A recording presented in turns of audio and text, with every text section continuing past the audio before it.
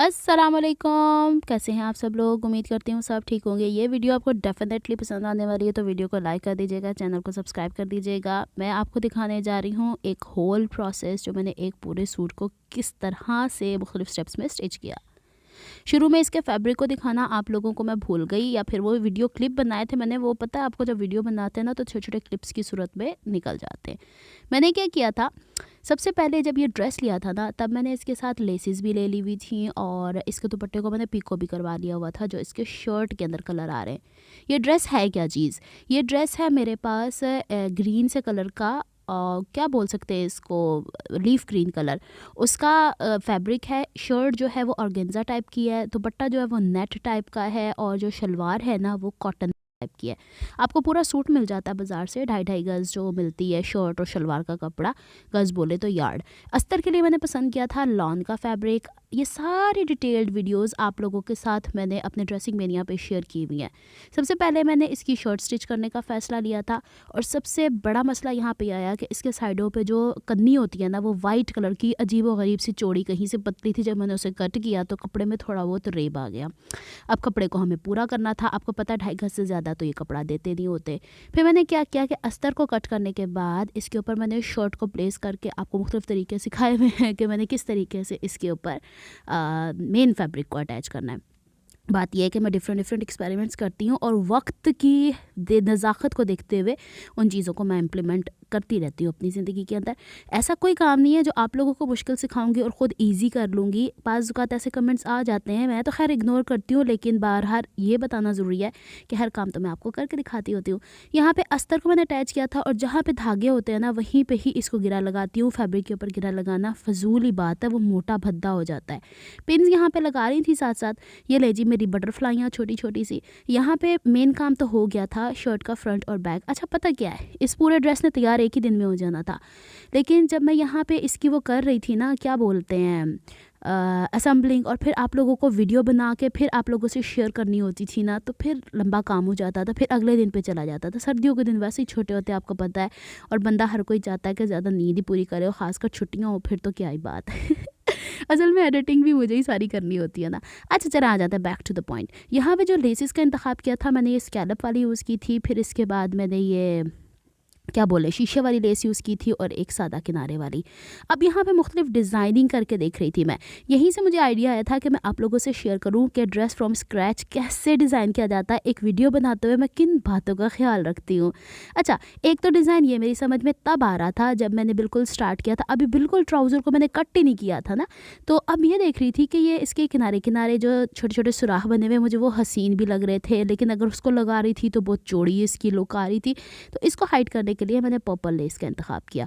अब ये जो दूसरी लेस है ना, इसको अगर मैं रखती इसके नीचे दबा के, तो मैंने एक वीडियो में कहा है कि 3D टाइप की लेस है। इसके ऊपर जो पन्नी सी है ना, वो ऊपर उभरी जैसे छोटे छोटे से बॉल होते हैं ना, उस तरह का स्ट्रक्चर था। और वैसे भी वो गले के लिए और बाजू के लिए ली थी ना मैंने, इस वजह से उसको तो मैं इस्तेमाल ही नहीं कर सकती थी। हाँ, अब सवाल ये पैदा होता है कि पूरी लेस कितनी ली। स्कैलप और शीशों वाली लेस जो थी 6.5 गज थी, और जो बीच वाली नज़र आ रही है ना आपको, मैंने वो 3 गज ले ली। खैर वो ज़्यादा थी। पहले ये इरादा था कि बाजू के आगे भी लगाएंगे, तो फिर मैंने सोचा कि चलो छड्डो पर आ। अच्छा जी, अब इसके बाद पहला हाथ तो ये था कि इसको यूँ अरेंज करके देखा जाए, फिर देखना था कि कितने कितने हिस्सों में आती भी है ये लेस। कहीं ऐसा तो नहीं कि मैं डिज़ाइनिंग पूरी करके बैठूं, कभी दामन की ख़त्म हो गई, कभी क्या। गले को मैं अगर इस तरीके से बना रही थी तो गला तो बन ही जाना था, लेकिन जब इसकी फिर मैंने ना एक और डिज़ाइनिंग मेरे जहन में आ रही थी, लगानी तो मैंने ऐसे ही थी भाई, एक दूसरे के ऊपर रख के, दामन के ऊपर भी। अब इसको पूरा मैंने जब मेजर कर लिया, जिस तरीके से आपने डिज़ाइनिंग देखी है, तो समझ में आया। दूसरा मेरे जहन में ख्याल ये आ रहा था कि साइड की फिटिंग के ऊपर मैं इसे इस तरीके से लेके ज़रूर, दामन के ऊपर जैसे कंटिन्यूस चलता है। फिर मैंने कहा इस वक्त तक अभी मेरे पास सिर्फ ट्राउज़र का ही कपड़ा था, और ट्राउज़र के कपड़े में आपको पता है कितना कोई कपड़ा बच जाता है। तो उस वक्त तक तो मुझे वहमो गुमान में भी नहीं था कि मैंने दोबारा बाज़ार जाना है और 1 गज़ कपड़ा अगर मैं तब सोच लेती ना, तो शायद इसे मैं शर्ट के साइडों के ऊपर सिलाई लगा दी। लेकिन खैर जो भी अच्छा आउटपुट निकला है वो बड़ा खूबसूरत निकला है, ड्रेस बड़ा खूबसूरत बन के आ गया है। अब प्रॉब्लम ये हो रही थी कि शर्ट को यहाँ पे अधूरा छोड़ा मैंने, फिर मैंने ट्राउज़र की वीडियो बनाई, ट्राउज़र की कटिंग की, और फिर मैंने देखा कि अब देखा ये जाए कि ट्राउज़र के ऊपर जो मैं लेस इस्तेमाल कर रही हूँ उसके बाद शर्ट की बारी आएगी, देखा जाएगा जो होगा ना। अब क्योंकि देखें मैं जो होती हूँ ना वो 6-6 महीने पहले ये लेसेस और ड्रेसेस लेकर रख लेती हूँ, कपड़ा मिलना तो फिर मुतवक्के होता है लेकिन लेसेस तो नहीं ना मिलती। तो अब ये मैंने 2 पैनलों को नाप लिया था, दामनों को 2 दफ़ा नाप लिया था, फ्रंट और बैक के स्लीव्स को नाप लिया था, फिर मैंने इसको फाइनलाइज़ कर लिया कि भाई पहले ट्राउज़र सिल जाए तो ही भली बात, नहीं सिलेगा ना तो फिर आगे पीछे हो जाएगा, ट्राउज़र थोड़ा सा फैंसी हो जाए। लेकिन ट्राउज़र के अंदर मैंने ये पर्पल कलर को ऐड ऑन नहीं किया क्योंकि उसको मैं चाह रही थी कि वो सोबर सिंपल रहे, वो आखिर में आपको ड्रेस की पूरी लुक नज़र आ जाएगी। मैंने अच्छा फ़ैसला किया जो मैंने ट्राउज़र को सादा से कलर में किया ना। यहाँ पे आ गई अब ट्राउज़र की बारी। ट्राउज़र की कटिंग वगैरह मैं कर रही थी, साथ साथ मैंने छोटे छोटे क्लिप्स रिकॉर्ड कर लिए थे आप लोगों के लिए।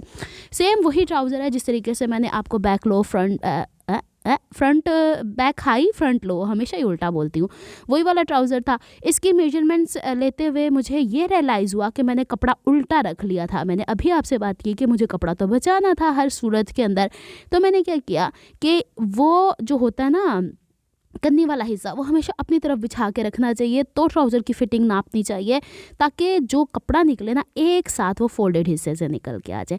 चले कोई बात नहीं, अपने ही हाथ हैं, हम लोगों ने दोबारा से मेहनत कर डाली, यानी मैंने दोबारा से इसके ऊपर सारे निशानात। अच्छा ये कॉटन सिल्क टाइप का कपड़ा थोड़ा मोटा है, यानी अब ये कह लें कि इसके नीचे आपको अस्तर की ज़रूरत नहीं पड़ने वाली है। बाज़ ऐसे भी पतले कपड़े आ गए हुए हैं जिसके नीचे अस्तर लगाना पड़ता था, लेकिन मुझे इसकी वैरायटी पर्सनली बहुत ज़्यादा पसंद नहीं आई क्योंकि इसके अंदर कोई एक रेशमी इस तरह का धागा था जिस तरीके से आप समझ लें कि क्या बोल सकते हैं ऑर्गेन्जा टाइप का, कि जब वो इस्त्री हो रही थी ना तो वो खिंच रहा था।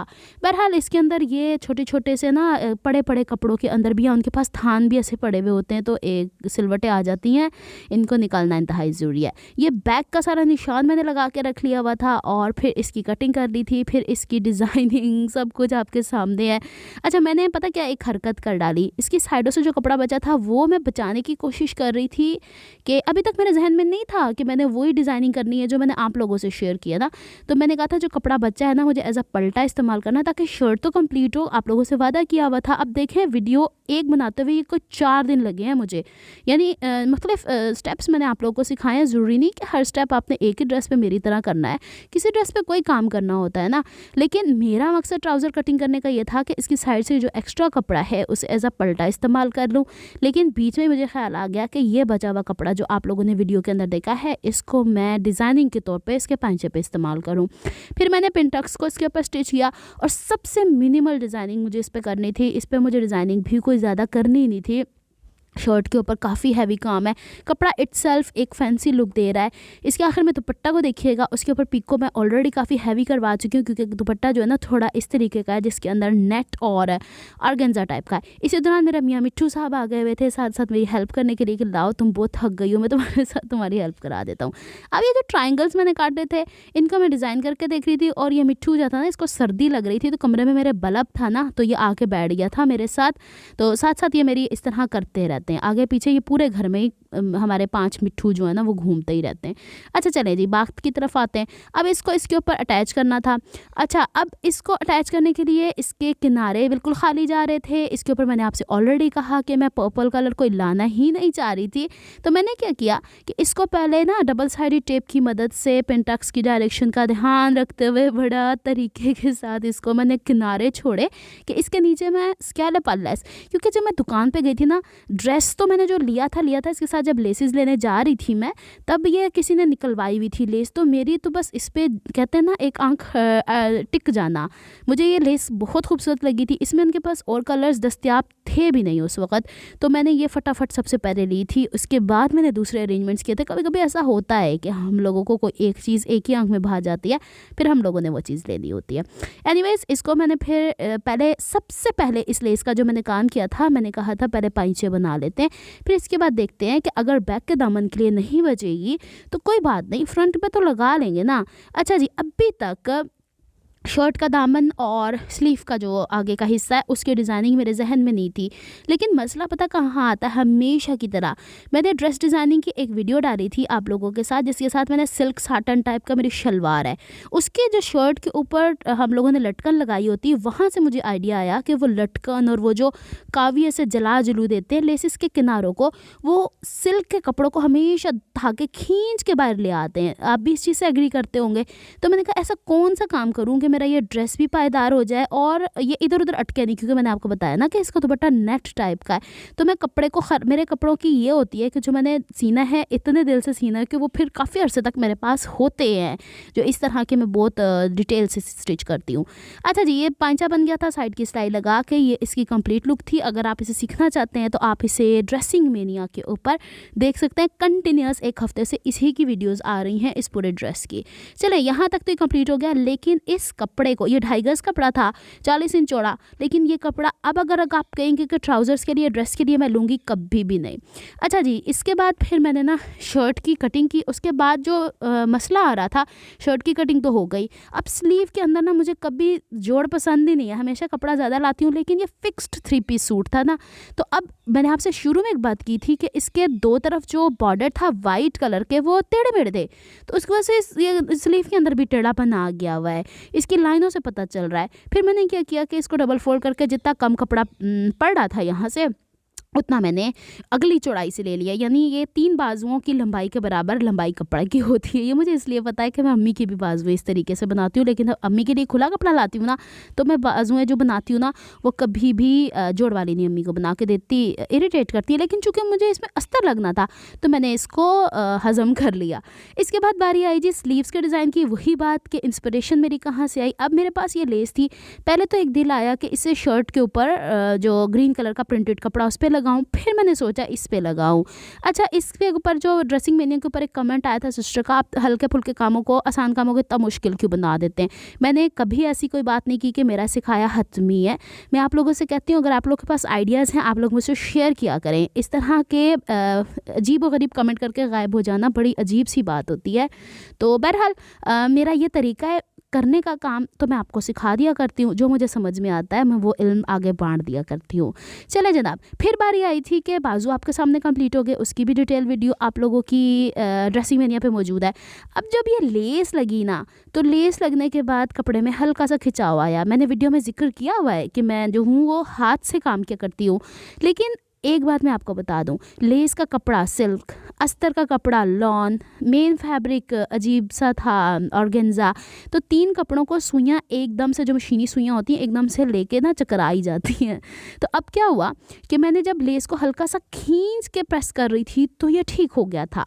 ये चीज़ें मैंने इसलिए यहाँ पे ऐड कर दी हैं कि जो डिफ़िकल्टीज़ मैंने फेस की हैं इस ड्रेस को स्टिच करते हुए, एटलीस्ट आपको पता तो चले। फ्रंट से इसे इस्त्री किया, बैक से इस्त्री किया, स्टीम से इस्त्री किया, बहुत ज़्यादा पानी डाल के इस्त्री नहीं किया है।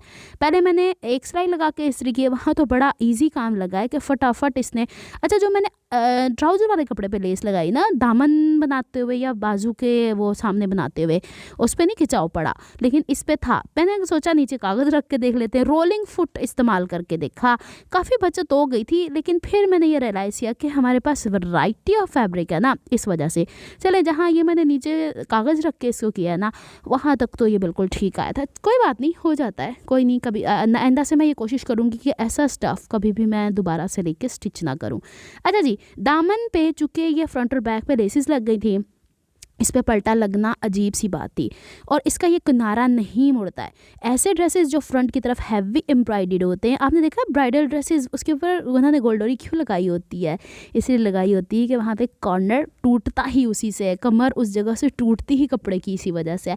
तो फिर मैंने सोचा कि यहाँ पे अगर मैं सिंपल वो लगा रही हूँ, क्या बोलते हैं, पल्टा, तो वो अजीब सा लुक दे रहा था।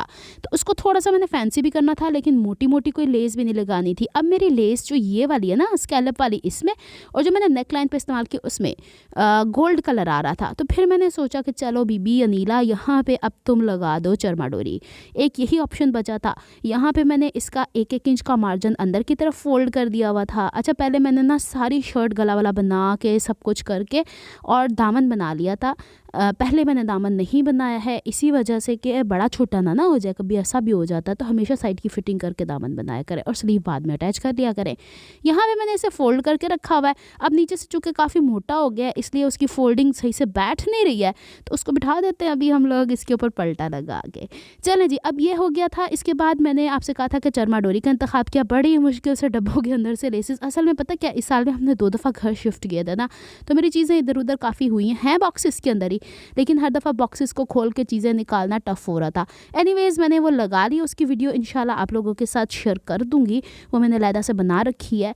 और इसके बाद फिर मैंने आखिर में जब स्लीव्स लगी ना, तब मेरी जान में जान आई कि अब कंप्लीट हो गया। अम्मी भी मुझे बार बार पूछ रही थी, इतना लंबा सूट हो गया तेरा कुड़िए।